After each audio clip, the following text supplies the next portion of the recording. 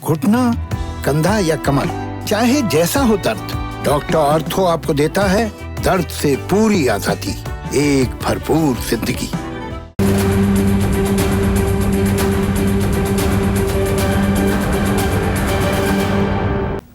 नमस्कार, मैं हूं संदीप चौधरी। आज सबसे बड़ा सवाल मैं कह रहा हूं हमें जीने दो। और जब मैं ये कहता हूं कि मैं कह रहा हूं हमें जीने दो, दरअसल ये आम आदमी की पुकार है, आम आदमी की चीख है, चित्कार है। कोरोना संक्रमण फैल रहा है, ये हम जानते हैं। ये एक महामारी है, ये एक संकट है, ये एक संक्रमण है। सरकार नहीं लेकर आई है, ये भी हम जानते हैं। लेकिन एक व्यवस्था तो होनी चाहिए, इंतजामात तो होने चाहिए। उसकी जिम्मेदारी किसकी है? यह जिम्मेदारी हमारी व्यवस्था की है, हमारी सरकारों की है, केंद्र सरकार की, और जिस राज्य में आप, मैं, हम सब रहते हैं, उनकी जिम्मेदारी है। और जब आम आदमी कहता है मुझे जीने दो, तो यह कोई गुहार मात्र नहीं है, यह गुजारिश नहीं है, यह कोई अपील नहीं है, यह आपसे भीख नहीं मांगी जा रही है। मैं व्यवस्था को यह बात कह रहा हूं, यह हमारा मौलिक अधिकार है। संविधान ने मुझे, आपको, हम सबको जीने का अधिकार दिया है। अनुच्छेद 21, आर्टिकल 21, पहले भी इसका जिक्र कर चुका हूं। Right to life and personal liberty, मैं अपनी जिंदगी जी सकूं बेतकल्लुफी से। अब सरकार कह सकती है, और कह रहे हैं, आजकल आंकड़ों का बहुत खेल हो रहा है कि जी 3,46,786 मामले आ गए हैं। 130 करोड़ का यह देश है, 3,46,786 मामले आ गए। पिछले 24 घंटे में 2,624 लोगों की मौत हो गई है। आंकड़े हमें बताए जा रहे हैं। अमेरिका में इससे ज्यादा मौतें हुई हैं, ब्राजील में इससे ज्यादा हुई हैं। व्यवस्था पर दबाव है, इतना दबाव है कि हमें बेड ना मिल सके, हमें ऑक्सीजन ना मिल सके। हमारी तैयारियां कहां थी? कोई आज तो नहीं आया। यह वायरस, यह संक्रमण आज नहीं फैला है, 1 साल से ज्यादा हो चुका है। इंतजाम क्या किए हमने? और आम आदमी को जिंदगी जीने का हक है, यह मैं नहीं कह रहा। संविधान ही हमें यह अधिकार नहीं देता है, बल्कि दिल्ली हाई कोर्ट ने एक बार फिर यह बात कही है। और दिल्ली हाई कोर्ट के सामने मामला ऑक्सीजन की किल्लत का। सांस ही नहीं लेंगे तो जिंदा कैसे रहेंगे? और जब सांस लेते हैं उसमें ऑक्सीजन की जरूरत होती है। आज दिल्ली में क्या हुआ, उसकी एक टाइमलाइन आपको बता दूं। दिल्ली के जयपुर गोल्डन अस्पताल में ऑक्सीजन का ऐसा संकट गहराया, 25 मरीजों की मौत हो गई। सुबह बतरा अस्पताल में ऑक्सीजन की कमी की खबर आई। पूरे दिन ये खबरें चलती रही। मरीजों को कहा गया अपना बंदोबस्त, अपना इंतजाम कहीं और कर लो, ऑक्सीजन खत्म होने वाली है। शाम करीब 5 बजे, अब से 2 घंटे पहले, ट्रक पहुंचा है बतरा अस्पताल में। महाराजा अग्रसेन अस्पताल में महज 30 मिनट की ऑक्सीजन बची है, 30 मिनट की। सांसें वैसे ही थम थम कर आ रही हैं जो कोरोना से संक्रमित हैं लोग। ये खबरें आती हैं तो बाहर उनके जो तीमारदार हैं, उनके रिश्तेदार हैं, उनके अपने हैं, उनकी सांसें और अटक जाती हैं। देश की सांसें इस वक्त अटकी हुई हैं। गंगाराम अस्पताल में भी ऑक्सीजन की कमी, कल मैंने आपको बताया था, और आज बहुत से अखबारों की फ्रंट पेज हेडलाइन थी, वहां भी 25 मरीजों की मौत हुई। कहा गया नहीं, ऑक्सीजन की कमी नहीं, ये दरअसल बहुत ही ज्यादा क्रिटिकल थे। पर तार जुड़ते हैं कि नहीं जुड़ते हैं? मैं यहां पर आपको डराने की कोशिश कतई नहीं कर रहा हूं, मैं हकीकत बयां कर रहा हूं। हमारी व्यवस्था की आंखें, उनके कान और उनकी नाक खोलने की कोशिश कर रहा हूं। दिल्ली में तो अलग अलग अस्पतालों की खबरें आई रही थी, उधर अमृतसर में नीलकंठ अस्पताल में भी ऑक्सीजन की किल्लत हुई, 6 मरीजों की मौत हो गई। और यह तब है जबकि आईआईटी कानपुर की एक स्टडी कहती है कि इस महामारी की पीक, इसका चरम तो हम 15 मई को देखेंगे। 15 मई तक पीक आएगा। अभी हम 24 अप्रैल में बैठे हैं, 24-25 लाख एक्टिव केसेस हैं, ये बढ़कर 35 लाख हो जाएंगे। और दिल्ली हाई कोर्ट ने इस स्टडी का हवाला देते हुए कहा है, सुनामी आने वाली है, सुनामी आने वाली है। अभी हमारा यह हाल है, व्यवस्था इतनी बदहाल है, आम आदमी परेशान है, तो आने वाले दिन भी और भयावह हो सकते हैं। और ये भयावह क्यों हो सकते हैं? क्योंकि अभी पीसमेल बेसिस पर इंतजामात किए जा रहे हैं कि जी एक ट्रक आ गया, कुछ ऑक्सीजन आ गई, कुछ टन ऑक्सीजन आ गई, उसके बाद क्या? 4:30 बजे मेट्रो अस्पताल, दिल्ली की फिर से बात कर रहा हूं, प्रीत विहार में भी ऑक्सीजन का संकट। और यह तो देश की राजधानी, देश के दिल की मैं बात कर रहा हूं। आप कल्पना कीजिए, और कल्पना क्या करेंगे, आप तो भुक्तभोगी हैं। जो देश भर में गांव देहात में सरकारी अस्पताल हैं, वहां पर भी मरीजों का तांता लग रहा है ना। ऐसा नहीं है दिल्ली में ही कोरोना संक्रमण फैला है। महाराष्ट्र में 66,836 मामले हैं, उत्तर प्रदेश में 37,238 मामले, केरल अब तीसरे नंबर पर आ गया है, 28,447 मामले, कर्नाटक चौथे नंबर पर आ गया है, 26,962 मामले। वहां पर भी कोरोना संक्रमण फैलता है तो ऑक्सीजन की जरूरत पड़ेगी ना, वेंटिलेटर की जरूरत पड़ेगी ना। वहां की तो हम तस्वीर ही नहीं दिखा रहे, वहां की तो चर्चा ही नहीं हो रही। और मैं मीडिया, मैं चौथे स्तंभ का हिस्सा हूं और गर्व महसूस करता हूं कि मैं जमहूरियत के एक खंबे का एक अहम हिस्सा हूं।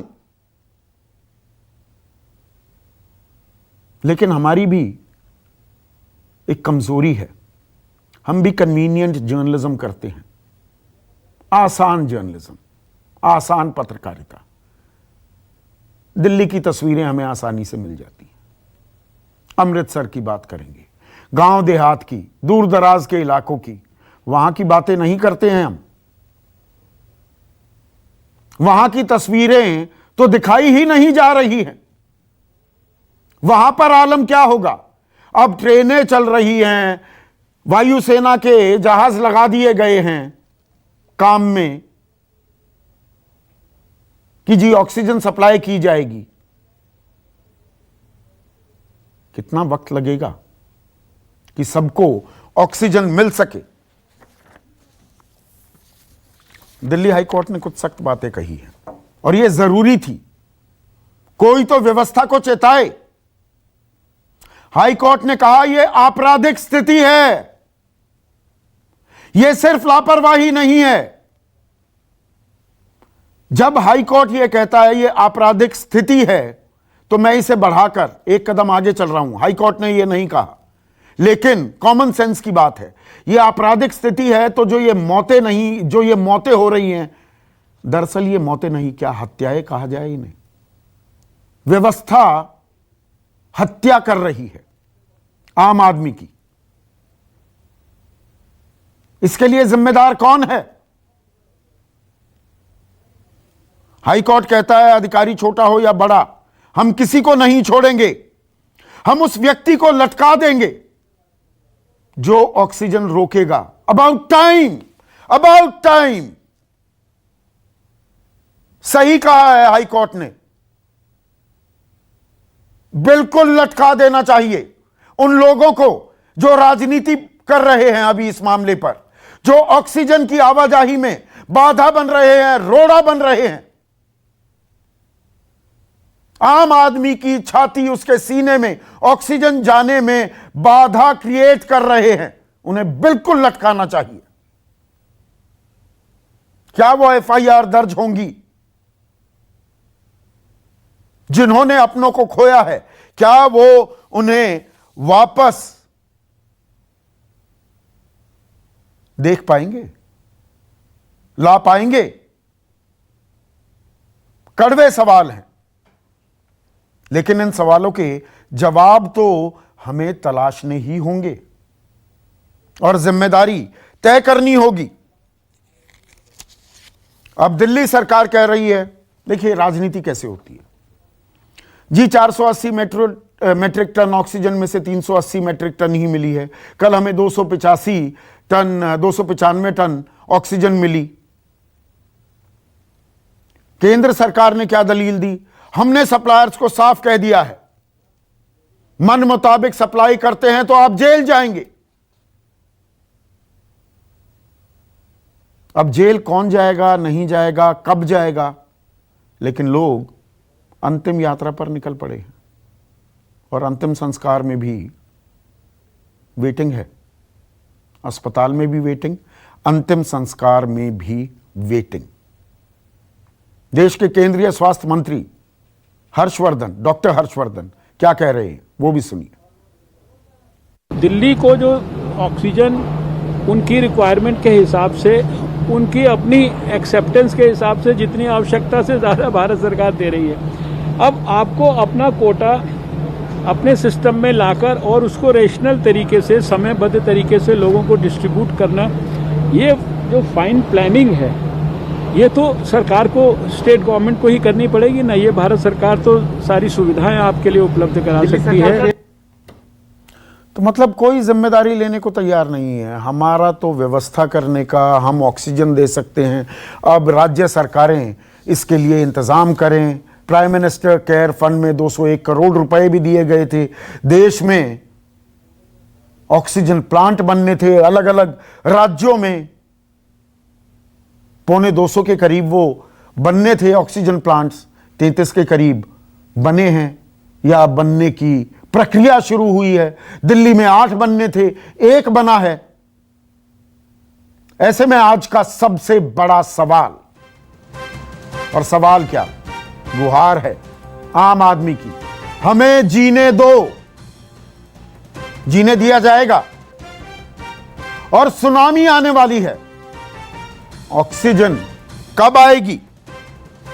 चर्चा में मेरे साथ बीजेपी के राष्ट्रीय प्रवक्ता, वरिष्ठ नेता हैं इकबाल सिंह लालपुरा, कांग्रेस के राष्ट्रीय प्रवक्ता, एक बेहतरीन आईपीएस ऑफिसर भी रहे डॉक्टर अजय कुमार, आम आदमी पार्टी की प्रवक्ता प्रीति मेनन मेरे साथ हैं, एलजेपी अहम घटक है मोदी सरकार की, उनके नेशनल वाइस प्रेसिडेंट और मुख्य प्रवक्ता AK वाजपेयी, और doctor DK Baluja, medical director हैं जयपुर गोल्डन हॉस्पिटल के, जहां एक बड़ी त्रासदी हुई। 25 मरीजों ने दम तोड़ दिया ऑक्सीजन की कमी के चलते। डॉक्टर बलूजा, मैं जानता हूं आप भी व्यथित होंगे। 25 मौतें हो जाना आंखों के सामने, ऑक्सीजन के लिए गुहार लगाते मरीज दम तोड़ दें, यह नाकाबिले बर्दाश्त हो जाता है। चाहे आप डॉक्टर हैं, आप उस पेशे में हैं, जिंदगी और मौत रोज आमना सामना आपके साथ होता है। पर जब मैं कहता हूं, आम आदमी कह रहा है हमें जीने दो, गलत कह रहा हूं मैं।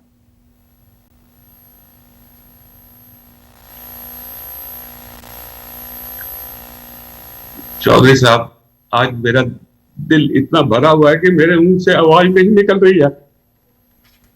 मेरे पेशेंट मात्र एक ऑक्सीजन की वजह से मर गए। इतना बड़ा इंफ्रास्ट्रक्चर खड़ा किया है, इतने बड़े बड़े कंसल्टेंट, डॉक्टर, नर्सेज, वेंटिलेटर, इतनी मशीनें, NIV, high speed nasal cannula, क्या क्या टेक्नोलॉजी नहीं रखी, सब फेल हो गया। सब फेल हो गया सिर्फ इसलिए कि एक चीज डॉक्टर बलूजा के अख्तियार में नहीं थी, वो थी ऑक्सीजन। नहीं तो ये काम मैं नहीं होने देता। मेरा एक आदमी मेरे अस्पताल में इस वजह से मर गया जिस चीज पे मेरा कंट्रोल नहीं है। मैं किसको पूछूं? मेरे लिए दिल्ली सरकार, भारत सरकार से ज्यादा ये है कि जो मरे हैं हम भारतीय नागरिक हैं। मैं एक डॉक्टर हूं, प्रोफेशनली 42 साल से, नेशनल इंटरनेशनल एक्सपीरियंस है मेरे को। इतना बदतर दिन अपनी जिंदगी में मैंने सोचा था कि हमारे मुल्क में और हमारी कंट्री में ऐसा होगा। मैं उन लोगों को क्या जवाब दूं? मुझे जो ऑक्सीजन हम कहते हैं ऑक्सीजन दो, आप देते हो ऊंट में जीरा, मुंह में जीरा।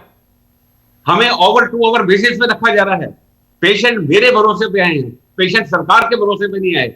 सरकार ने मुझे भरोसा दिया है लिख के, secretary special secretary health and family welfare ने, आपको 3.6 मेट्रिक टन 24 आवर्स में मिलेगी बाई आइनॉक्स। राइटिंग में है, ये 2 दिन पुराना ऑर्डर। और देते क्या है? एक रीफिल एक दिया 2 दिन पहले, कल 24 घंटे बाद जो रीफिल होना था 5:30 बजे, उनसे तय किया, बोले 6 बजे तक आ जाएगा। इतना हम मार्जिन रखते हैं 2-3 घंटे का। साहब उसके बाद से पीछे लगे हैं, कोई सिलेंडर वाला सुनने को तैयार नहीं है, इनॉक्स वाले कोई कम्युनिकेशन नहीं है। सरकार की हेल्पलाइनों पे हमारे हेल्पलाइन में जा रहे हैं, ऑक्सीजन मैनेजमेंट सिस्टम में जा रहे हैं, अपने यार दोस्तों से अपनी नेटवर्किंग में पड़े हैं कि भाई सिलेंडर दे दो, सिलेंडर से नहीं काम होता, हमें लिक्विड ऑक्सीजन दो, हमारे पेशेंट बड़ी भारी बुरी स्थिति में है। वो कुछ अरेंजमेंट अपने लेवल पे, कुछ 1-2 नोडल ऑफिसर ने और पुलिस ने इसमें काफी हमारी हेल्प की। हमें एक ऑल इंडिया इंस्टीट्यूट से टैंकर को डाइवर्ट कराया गया, जिसने हमें मात्र 1500 लीटर, चौधरी साहब 1500 litre is the 40% of my daily requirement fixed by the government. आप मुझे 40% ऑक्सीजन देते हैं मेरी डे रिक्वायरमेंट की, वो भी 7.5 घंटे लेट। डॉक्टर बलूजा अकेला क्या तीर चलाएगा? कोई अस्पताल क्या करेगा इसमें? ना मैं ऑक्सीजन बनाता हूं, ना मैं ऑक्सीजन ला सकता हूं। आज पोजीशन ये है, जो रात को दिया था उसका सुबह फिर क्राइसिस 8 बजे, 9 बजे से 9 बजे 10-11 बजे भरा है। आज मेरे पास मैं हाथ जोड़ के रिक्वेस्ट कर रहा हूं, जितने लोग बैठे और सुन रहे हैं, 9:30 बजे तक, 8:30 9 बजे दोबारा क्राइसिस है और 200 पेशेंट अभी मेरे पास अंदर। मैं किसको मुंह दिखाऊं? मैं किसको दुहार लगाऊं जाके? मुझे नहीं लेना देना इन पॉलिटिक्स से, इन सिस्टम से। I am a core professional by heart, I am dedicated to my people, I am answerable to them, they are my responsibilities, but this is something beyond my control. I wish people should come together as a nation and take it as a national problem, not as व्यवस्था चरमरा गई है। व्यवस्था नाम की चीज नहीं है ना डॉक्टर बलूजा। जब आप कहते हैं, परसों आपने कहा था और आपको वादा किया गया था कि ऑक्सीजन दी जाएगी, तो कहा क्या गया? जब आप फोन करते हैं आप सप्लायर को, अब केंद्र सरकार कह रही है सप्लायर ने जहां ऑक्सीजन देनी है वहां नहीं दी तो कड़ी कार्रवाई की जाएगी। दिल्ली हाई कोर्ट कहता है अधिकारी हो, छोटा हो, बड़ा हो, उसको लटका दिया जाए। पर जब आप फोन करते हैं आपको क्या बताया जाता है? यहां पर तो केंद्रीय स्वास्थ्य मंत्री कह रहे हैं भाई राज्यों के लिए हमने व्यवस्था कर दी।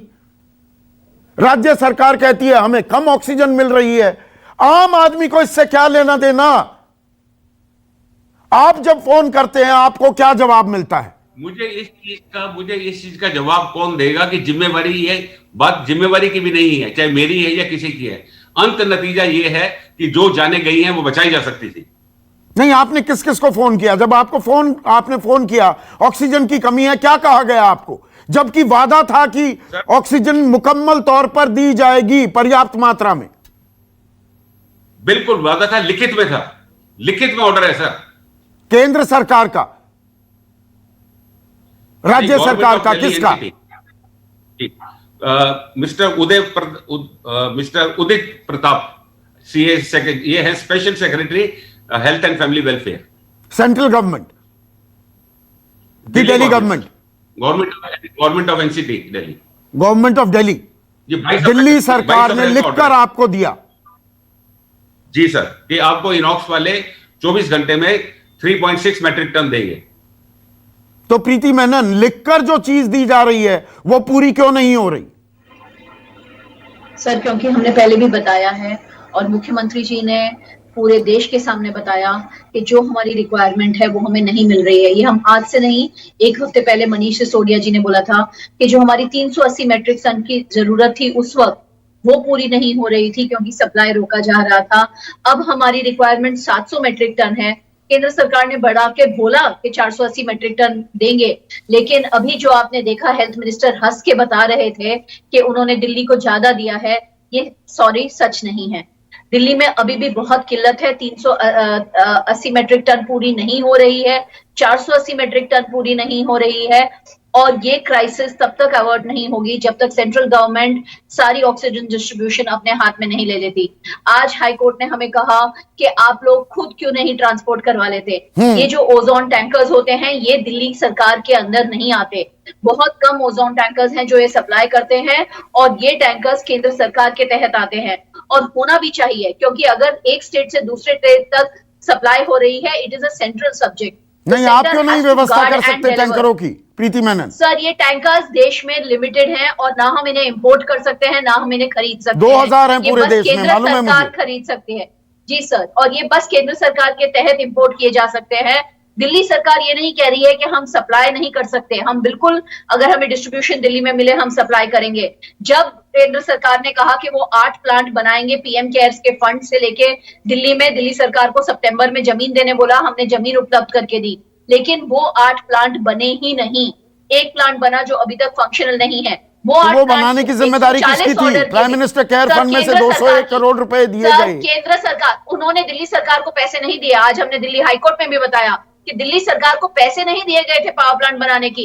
टेंडर केंद्र सरकार ने फाइनल किया, कॉन्ट्रैक्टर उन्होंने फाइनल किया, केंद्र सरकार बना रही थी। दिल्ली सरकार की जवाबदारी बस जमीन देने की थी, जो हम दे चुके थे।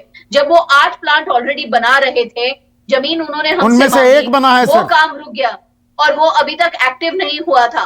तो ये 140 कॉन्ट्रैक्ट दिए थे उन्होंने, जो कोई नहीं बने हैं, वो कॉन्ट्रैक्टर तक भाग गया है। आप देखिए, पीएम केयर फंड्स शुरू किया था मार्च में, और 8 महीने बाद सितंबर में जाके तो उन्होंने टेंडर उनके रिलीज किए और बनाने की बातचीत शुरू की। ये जो बड़ा फेलियर है, एबिसमल फेलियर है, कि हमने ऑक्सीजन प्लांट नहीं बनाए और हमने ऑक्सीजन एक्सपोर्ट किया, जबकि सबको पता था कि दुनिया भर में सेकेंड वेव चल रही है। ये पूरे सिस्टम की बहुत बड़ी फेलिंग है कि हमने नहीं, इस सिस्टम की जरूरत क्या है? ये सिस्टम हमने बनाया क्यों है? आपको हम चुनते क्यों हैं? इकबाल सिंह लालपुरा, चाहे आप हो, चाहे आम आदमी पार्टी की सरकार हो, कैप्टन अमरिंदर की सरकार हो, पंजाब में, अमृतसर में 6 मरीज ऑक्सीजन की कमी के चलते दम तोड़ देते हैं। अगर आदमी को आत्मनिर्भर ही बनना है, हमें ही खुद मुख्तार बनना है, हमें ही हर चीज का इंतजाम करना है, आपको चुनते क्यों हैं भाई हम? इकबाल जी, गलत सवाल पूछ रहा हूं? नहीं, सवाल आपका बिल्कुल वाजिब है, और ये समस्या भी सभी लोगों की है, पूरे देश की समस्या है। लेकिन आप पहले दिन से देखिए कि मोदी जी और पूरी भारत सरकार इसके लिए वचनबद्ध नहीं है, आगे होके दिन रात काम कर रही है, और उसके लिए हर जो स्टेट गवर्नमेंट है उससे भी बात की जा रही है। नहीं, दिन रात तो मुझे चुनावों में काम होता दिखा, चुनाव प्रचार में तो दिन रात काम हुआ है। देखो, पॉलिटिशियन का काम है चुनावों में जाना, प्रचार भी करना है। प्राथमिकता चुनाव है कि आम आदमी की जिंदगी बचाना है? एडमिनिस्ट्रेशन तो चौधरी साहब दिल्ली में काम कर रही है, और हमारी जो एडमिनिस्ट्रेशन है वो सभी लोगों के साथ काम कर रही है। अब भी जैसे आप बोल रहे थे, सिंगापुर से इंपोर्ट हो रही है ऑक्सीजन, वहां से जो लोगों को पहले तो मिल एक्सपोर्ट कर रहे है, थे, लेकिन मेरे इकबाल कुछ जी भाई- पहले तो एक्सपोर्ट कर दी, एक साल में दुगना कर दिया एक्सपोर्ट, सारी कोई बाहर बात नहीं, भेज दी, देखो सारी वैक्सीन बाहर भेज दी, रेमडेसिविर पे उसकी प्रोडक्शन पर बैन लगा दिया गया, और ताली देखो, बजाई जो गई हम चीज- दुनिया को बचा रहे हैं, अपने घर में देखा नहीं, दिए तले अंधेरा नहीं, हो रहा अपने था, घर में भी जबरदस्त जितनी- अंधेरा। नहीं, अंधेरा ऐसा नहीं है।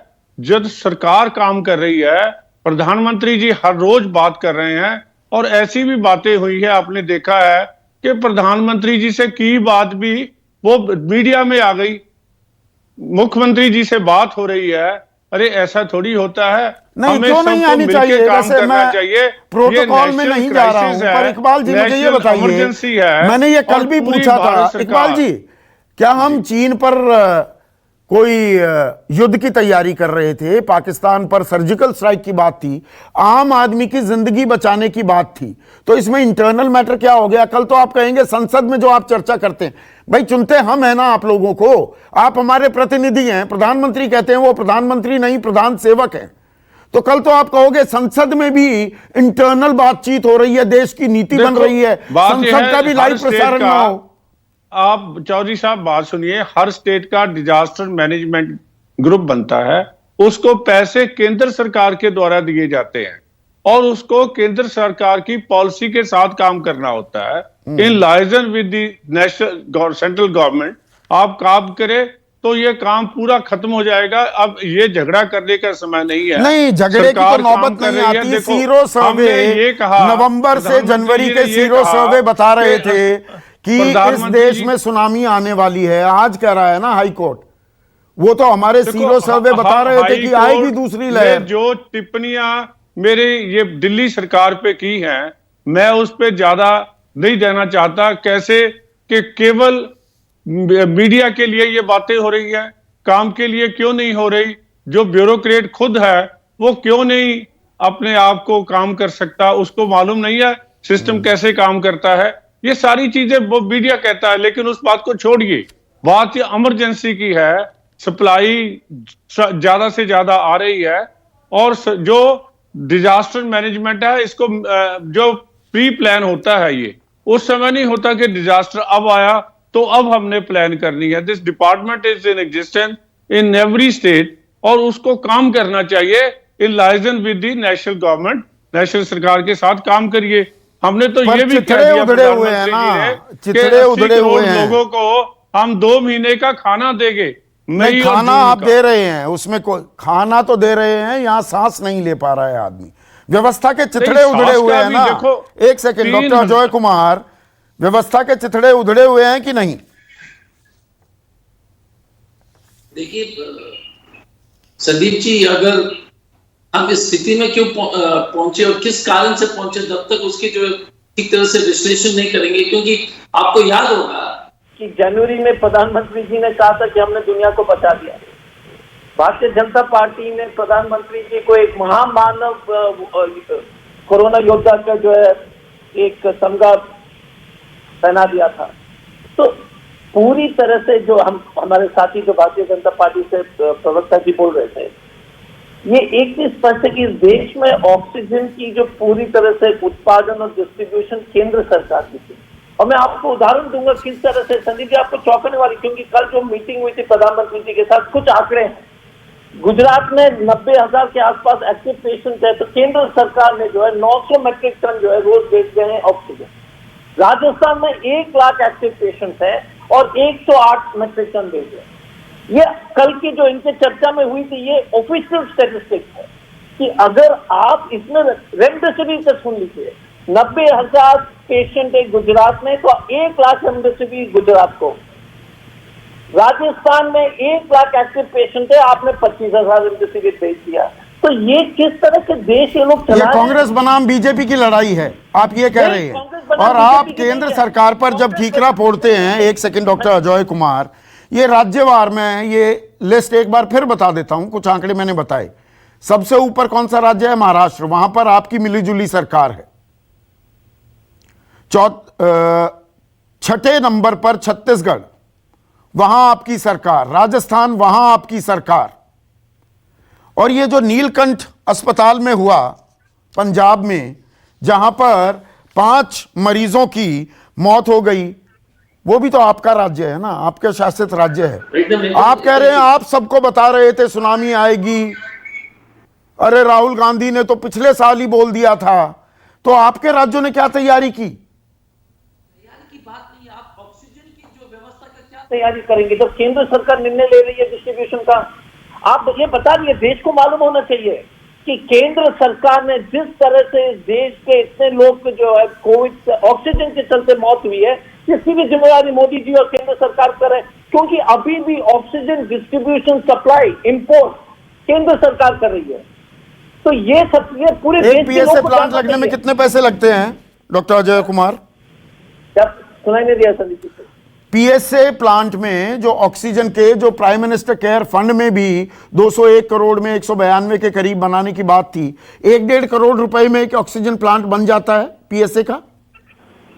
एक चीज बताइए, जब भारत जैसे प्रीति जी बता रही थी, जब ये मार्च में ये तय हुआ था कि प्राइम मिनिस्टर केयर फंड से जितने भी 160 हॉस्पिटल में ऑक्सीजन जनरेशन प्लांट स्थापित कर लेंगे, इन्होंने टेंडर अक्टूबर में। आप बताइए, जब आप प्रदेश को बोलते कि आप निश्चिंत रहिए, हम आपके लिए कर रहे हैं, 8 महीने तक तो टेंडर नहीं निकला, और जब बना भी तो 160 में से सिर्फ 15, जो 15 में कुछ काम शुरू हुए। तो हमारा आपको ये कहना, क्योंकि एक चीज सच्चाई, आप वैक्सीन का देख लीजिए संदीप जी, 30,000 करोड़ प्रधानमंत्री जी का हवाई जहाज और सेंट्रल विस्टा का खर्च है, पूरे देश का वैक्सीनेशन हो जाएगा उससे, 30,000 करोड़ में लगभग देश के वैक्सीनेशन हो जाएंगे। नहीं, लेकिन जो है सेंट्रल विस्टा बनाना जरूरी है, हवाई जहाज में घूमना जरूरी है, ये कोई क्योंकि ये हमने चुना है, ये जिम्मेदारी हम सबकी है, ये मैं मानता हूँ। लेकिन इस कठिन समय में कोई नहीं बोल रहा कि सेंट्रल विस्टा को बंद कीजिए, लेकिन आप बोल रहे कि 18 के ऊपर को पैसे देने पड़ेंगे। आप किस तरह से जो है निर्मम तरीके का राजनीति कर रहे हैं? राजनीति तो आप भी कर रहे हैं, आरोप प्रत्यारोप के अलावा कहीं जवाबदेही, जिम्मेदारी किसी की तय हो रही है? पूरी चेन जो है ये केंद्र सरकार से लेकर राज्य सरकारों तक और जिला प्रशासन जो है, किसी की जिम्मेदारी है? हाईकोर्ट कह देता है जो जिम्मेदारी नहीं निभाएगा उसको लटका दिया जाएगा। लटक तो आम आदमी रहा है ना डॉक्टर अजय कुमार। क्योंकि भारतीय जनता पार्टी के जहन में घुस गया है कि चुनाव सिर्फ धर्म के नाम पर हम जीते हैं, पब्लिक को अस्पताल से हम जो है उनको बेवकूफ बनाते रहेंगे, स्कूल और अस्पताल की आवश्यकता नहीं है। इस देश की जनता, हम सब लोगों को पूछना भी चाहिए आप कि किस तरह से नफरत फैला के। आप बताइए, कुंभ मेला अभी भी चल रहा है, 41 लाख लोग जो वहां स्नान करके गए, उस पर कोई टिप्पणी नहीं। अब जाकर देहात में हर जगह फैलाएंगे और लोग मरेंगे, लेकिन कोई उस पर कोई चर्चा नहीं। बंगाल में कोई चर्चा नहीं कि आपने किसी ने जो है रोका, सब लोग उसमें जिम्मेदार है। लेकिन आप बताइए, अभी भी चल रहे हैं और आप बोल रहे हो कि गाड़ी के अंदर आपको मास्क नहीं पहनना है। सभी जी आप बताइए, नहीं, प्रधानमंत्री जी और गृह मंत्री जी जो देश के सबसे प्रमुख 2 व्यक्ति हैं, वो सही उदाहरण पेश करेंगे कि इस तरह की बात करेंगे? और इनको दिमाग में आ गया भाजपा के कि हिंदू धर्म के नाम पर राजनीति करो, पब्लिक को बेवकूफ बनाओ, फिर से जो है उस पर चर्चा कीजिए, तो कोई स्कूल और मंदिर के बारे में नहीं पूछेगा। जब मूल बिंदु पर आती है A.K. वाजपेयी, बड़ी बड़ी बातें होने लगती हैं। व्यापक तस्वीर, पहले क्या हुआ, रणनीति में कहां गलती हुई, राजनीति हावी होने लगती है। आम आदमी को इन बातों से कोई लेना देना भी है? A.K. वाजपेयी, ईमानदारी से बताइएगा। आम आदमी जो परेशान है, अस्पताल में जा रहा है, अंदर ऑक्सीजन की कमी की खबरें आ रही हैं, और ये तो राजधानी दिल्ली की बात है, पूरे देश में क्या हाल होगा सहज अंदाजा लगाया जा सकता है। बाहर उसके तीमारदार जो हैं, उसके जो मरीज हैं, उसके जो रिश्तेदार हैं, उनकी सांसें अटकी हुई हैं, और यहां राजनीतिक आरोप प्रत्यारोप हो रहे हैं। बेसिक सवाल यह है, भैया ऑक्सीजन कौन दिलाएगा? मिलेगी, नहीं मिलेगी, कब आएगी? सुनामी आ रही है, ऑक्सीजन कब आएगी? संदीप जी, ना इसको डिफेंड किया जा सकता है, ना इस पे बहस की जा सकती है, क्योंकि जो आम आदमी जो परेशान हो रहा है और जो रिपोर्ट्स आ रही हैं और जो टीवी में आप लोग दिखा रहे हैं, ये हकीकत दिखा रहे हैं। तो जनता अपने दिल में सारी चीजें नोट कर रही है, लेकिन खाली नोट करने से तो सिलसिला बनने वाला नहीं है। हाईकोर्ट की टिप्पणी आई, पूरा जजमेंट अगर आप देखेंगे तो उसमें बड़ा क्लियरली साफ दिख रहा है कि कौन सी सरकार जिम्मेवार। देखिए, अब मेरा मन तो नहीं है कि मैं बहस करूं, लेकिन तथ्य बताने में कोई परहेज नहीं होना चाहिए। देखिए, सेंटर गवर्नमेंट डिस्ट्रीब्यूशन कर रही है, एलोकेट कर रही है, इस राज्य को इतना, इस राज्य को इतना, इस राज्य को इतना, जहां तक ऑक्सीजन सप्लाई की बात। अब उसके बाद राज्य जो है कोऑर्डिनेट कर रहे हैं, बल्कि नोडल ऑफिसर भी अपॉइंट किया राज्य ने, और वो कोऑर्डिनेट करके टैंकर पहुंचेगा समय पे कि नहीं पहुंचेगा, उसके लिए भी सेंटर ने क्या किया कि आर्मी को इंस्ट्रक्शन दे दी, लोकल पुलिस का असिस्टेंस ले रहे हैं। लेकिन अगर आप कोऑर्डिनेशन ही प्रॉपर नहीं कर पाओगे तो जनता भुगत रही है। Left hand doesn't know what the right hand is doing.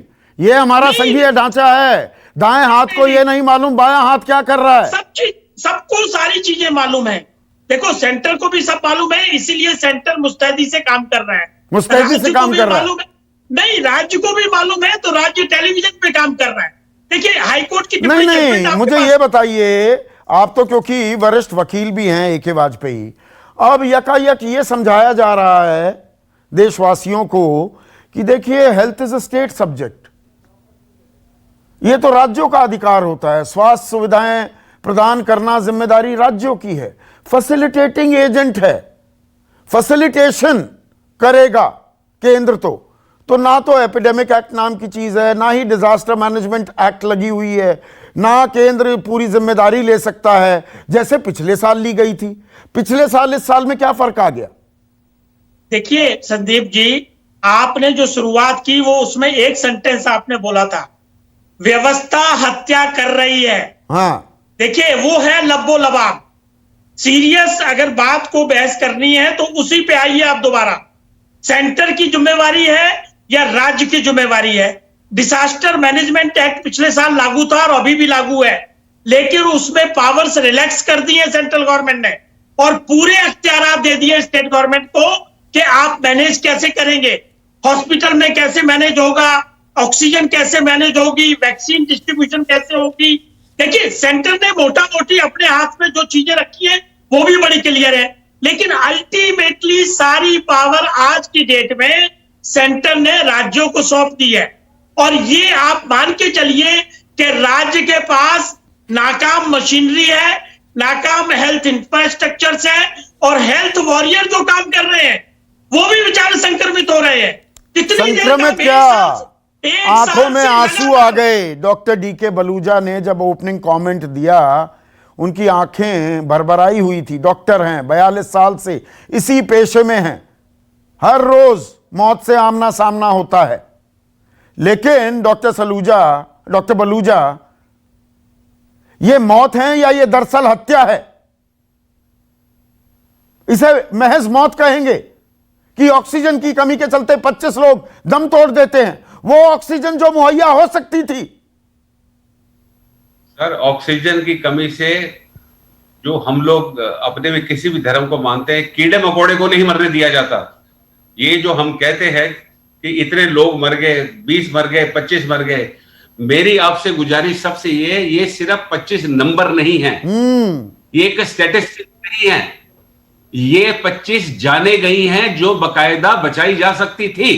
ये किसी के भाई थे, बहन थे, बेटे थे, और सबसे बड़े वो मेरे अस्पताल, मेरे प्रशासन के अंदर में मेरी जिम्मेवारी थे, जिनके भरोसे की हत्या हम लोगों ने मिलकर की है।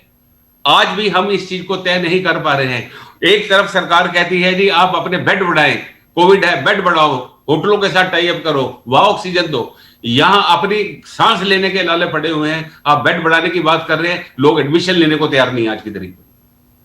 ऑक्सीजन सिलेंडर अपना लेकर आ रहे हैं, कोई पेड़ के नीचे बैठा है, कोई गाड़ी में ऑक्सीजन सिलेंडर लेकर आ रहा है, और अस्पतालों को भी मजबूरी में यहां तक कहना पड़ रहा है ना। यह हकीकत है ना डॉक्टर बलूजा कि देखिए ऑक्सीजन खत्म हो गई है, कहीं और ले जाइए अपने मरीज को, वहां देखिए इंतजाम हो पाए तो। इसमें संदीप जी एक ह्यूमैनिटेरियन एंगल है। ये आप किसी को उठा के अस्पताल से बाहर निकाल के उनको मरने से पहले नहीं मार सकते। जो कि ऑक्सीजन ना होने की वजह से हुआ है, जो नहीं होना चाहिए था। ये तो वैसे ही हो गया, उनको बिना ऑक्सीजन के बाहर ही मरने देते सड़क पे, हमें अंदर लाने की क्या जरूरत है उनको हॉस्पिटल में। फर्क यही था, वो आज जो कल मरे हैं वो 3 दिन पहले मर जाते। आज भी क्राइसिस कहीं नहीं खत्म है, हम ओवर टू ओवर फाइट कर रहे हैं। मेरे हॉस्पिटल की ऑक्सीजन 1.5 घंटे की, आज 200 मरीज है मेरे पास। 2 क्राइसिस मैं 24 घंटे में झेल चुका हूं संदीप जी, और मुझे पता मैंने कैसे झेले हैं, और इतने जिगर के साथ खड़ा होकर कह रहा मुझे नहीं पता आज 2 घंटे बाद क्या होगा, मेरे कितने लोग जाएंगे, कहां भेजूंगा इनको मैं, क्या लॉ एंड ऑर्डर प्रॉब्लम हो जाएगी, कौन संभालेगा ये सारे। हम यहाँ 42 लोगों साल का का आपका इलाज कर रहे तजुर्बा हैं। है डॉक्टर बलूजा, इतने असहाय कभी महसूस किया आपने? विदेश से देश वापस आया था कि अपने लोगों की सेवा करूंगा। यहां से मैं पढ़ा हूं, मैं एक इंडियन हूं, it is my pay back time to the society. आप इतने असहाय कभी पहले महसूस किया है कि जो करना चाह रहे हैं नहीं कर पा रहे?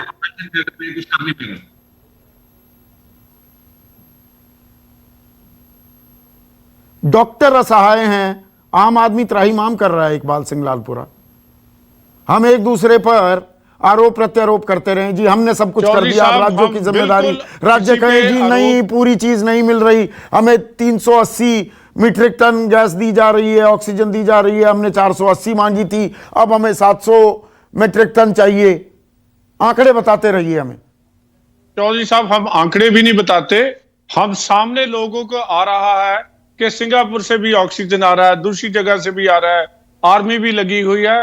जो हमारे पास है वो सारा at the disposal of the state government हम कर रहे हैं। लेकिन उसके लिए देखो, इसको ह्यूमैनिटेरियन बात पे लेना चाहिए, इस बात पे मत लें कि हमने राजनीति करनी है। जो लोग ट्रैक्टर पे बैठ के घूमते थे उनको चाहिए इसकी समय हमें डिजास्टर मैनेजमेंट करनी चाहिए, प्लानिंग करनी चाहिए, राजनीति बाद में भी हो जाएगी, लेकिन जाने तो पहले बचानी है। नहीं, मुझे और एक चीज पंजाब में बताइए, तो एक आम आदमी की जान बहुत सस्ती है क्या? आम आदमी आप लोगों को चुनता है ना, अपना प्रतिनिधि बनाता नहीं, है। हम आदमी के, एक मिनट, मेरी बात तो सुनिए, मेरी बात तो सुनिए सर। हमारे जो कर्ता धर्ता हैं लंबे लंबे काफिलों में चलते हैं, विदेश में इतने लंबे काफिले नहीं होते, आप बहुत घूमे होंगे, वहां के प्रधानमंत्री मुख्यमंत्री जो होते हैं कोई इतने लंबे काफिले नहीं होते, काफिलों में एम्बुलेंस भी होती है, ऑक्सीजन की व्यवस्था। हमारे कर्ता धर्ताओं को कुछ भी हो जाए, कभी हमारे कर्ता धर्ता के लिए ऑक्सीजन की कमी हो सकती है क्या? या इस देश में जो जनता है, जो दरअसल जनार्दन कहा जाता है जिसे, उसके लिए ऑक्सीजन की कमी तो हो जाएगी, जनार्दन के लिए हो जाएगी, प्रतिनिधि के लिए नहीं होगी। यह हमारी व्यवस्था की कड़वी हकीकत है क्या? देखो, बात यह है, जहां तक प्राइम मिनिस्टर और प्रेसिडेंट का है वो ब्लू बुक से चलते हैं, बाकी को लोगों के लिए मुख्यमंत्री चलेंगे तो साथ में चलती है ना। तो मुख्यमंत्री ने तो अपने आप बना ली अपनी जो सिक्योरिटी अरेंजमेंट चल रही है ना। हाँ, लेकिन बात यह है, आप ठीक कह रहे हो, अब लोगों के पास काम करने का समय है। जो मार्च 2020 से हम लगे हुए हैं, लेकिन जो लोग बीच में राजनीति कर रहे हैं उन्होंने कभी नहीं सोचा कि हमें, मैं हाईकोर्ट के कमेंट्स पे बार बार नहीं जाता वो क्या कहते हैं, लेकिन भाई हमें सबको संवेदनशील होना चाहिए। अब बातें एक दूसरे पे दोष लगाने की वजह मिलके काम करिए, केंद्र सरकार आपके साथ है, मिलकर आप काम करिए। आम आदमी, जनता ही जनार्दन है ना डॉक्टर अजय कुमार, तो जनार्दन का ये हाल है। नहीं, एकदम देखिए, डॉक्टर होने के नाते भी जो डॉक्टर सरगुजा साहब बोल रहे थे, सब लोग बोल रहे थे, लेकिन संदीप जी, जब तक हम जो है ना, जो लोग, और आपने सही कहा टीवी के शुरुआत में, जब तक इसमें कौन जिम्मेदार है इसके लिए, राजनेता हो या पदाधिकारी हो, इस स्थिति में लाने के लिए कम से कम ये देश को जानना चाहिए, क्योंकि फिर से गलती होगी। नहीं पता लगता ना। हरियाणा के गृह मंत्री अनिल विज कहते हैं कि जी फरीदाबाद ऑक्सीजन टैंकर जा रहा था, दिल्ली सरकार ने लूट लिया। दिल्ली में जो ऑक्सीजन आ रही थी वहां पता लगता है कि जी वो तो दरअसल राजस्थान बॉर्डर पर राजस्थान पुलिस ने रोक लिया, राजस्थान सरकार के कहने पर। ये ऑन रिकॉर्ड माता चानन देवी के मेडिकल सुपरिटेंडेंट एसी शुक्ला का बयान है। देखिए संदीप जी, यही तो अराजकता के तरफ बढ़ रही है। अब जिस देश में ऑक्सीजन की कमी नहीं है, वहां पर जो है कुव्यवस्था के चलते हुए ऑक्सीजन की सप्लाई नहीं हो पा रही है। ये राजनीति के चलते, गंदे राजनीति के चलते ऑक्सीजन सप्लाई नहीं हो पा रही। और देखिए इस वक्त की एक और बड़ी खबर जिसकी तस्दीक डॉक्टर बलूजा ने भी की है, दिल्ली के जयपुर गोल्डन अस्पताल में ऑक्सीजन की कमी फिर से महसूस की जा रही है। घंटे 1.5 घंटे की ऑक्सीजन बची है। 200 जिंदगी फिर से खतरे में आ गई हैं। उनकी सांसें अटकी हुई हैं, वो रुक भी सकती हैं। प्रीति मेनन। सर, बार बार मैं आपको बोल रही हूं कि जो आंकड़े हैं उन पे फोकस करना बहुत जरूरी है। आप बोल रहे हैं, बीजेपी के प्रवक्ता ने बोला आंकड़ों पे नहीं जाएंगे। कल दिल्ली को केवल 308 मेट्रिक टन ऑक्सीजन मिली। हम बार बार प्रधानमंत्री जी से, केंद्र सरकार से हाथ जोड़ के कह रहे हैं, आपको पैरामिलिट्री लगानी पड़े तो आप वो लगवा दीजिए, लेकिन प्लीज ऑक्सीजन उपलब्ध कर दीजिए। एक यहाँ पे स्पोक्स पर्सन थे, मैं जानती नहीं किसके, लेकिन उन्होंने कहा कि केंद्र सरकार तो बहुत अच्छा काम कर रही है, राज्य सरकार फेल कर गई। तो मैं उन्हें बताना चाहूंगी कि बीजेपी के सांसद लखनऊ में धरने पे बैठने की बात कर रहे हैं, क्योंकि लखनऊ में ऑक्सीजन की किल्लत हो रही है बहुत जबरदस्त। किशोर की बात कर रहे हैं। एक छोटा सा, मैं 1 सेकंड, एक वाजपेयी, मैं सिर्फ 15 सेकंड का जवाब चाहूंगा। इमरजेंसी की बात मैंने की है, आपके सामने भी की है। नेशनल हेल्थ इमरजेंसी क्यों नहीं लगाई जाती? ये जो बीच बीच में जो ये सिस्टम में बाधाएं हैं, नेशनल हेल्थ इमरजेंसी डिक्लेयर करो, कहीं कोई बाधा ना हो। देखिए वो भी, उस पर भी विचार चल रहा है। लेकिन दूसरी बात एक सुनिए, ये अरविंद केजरीवाल टेलीविजन पे राजनीति कर रहे हैं, एलजी से जाके क्यों नहीं बात करती? अभी जाए ना फौरन, जब अपना मांगे मनमानी होती है तो वहां धरना देके बैठ जाएंगे। ये पूरे देश की बात हो रही है, ये जनता को बचाना है। आपदा काल तो है, ये आपातकाल भी है, और इसमें ये हीला हवाली चल रही है, बीच में रोड़े अटकाए जा रहे हैं। सीधे सीधे हेल्थ इमरजेंसी क्यों नहीं डिक्लेयर होती? किस चीज का हम इंतजार कर रहे हैं? ऑक्सीजन सीधे पहुंचे बिना रुकावट के लिए, उसकी तैयारी जल्द से जल्द की जाए, इसी उम्मीद के साथ नमस्कार। खास जड़ी बूटियों से बना पेट सफा आयुर्वेदिक चूर्ण आज ही ले आएं। पेट सफा पहली रात से ही असर दिखाता है और इसकी आदत भी नहीं पड़ती। पेट सफा, हर रोग दफा।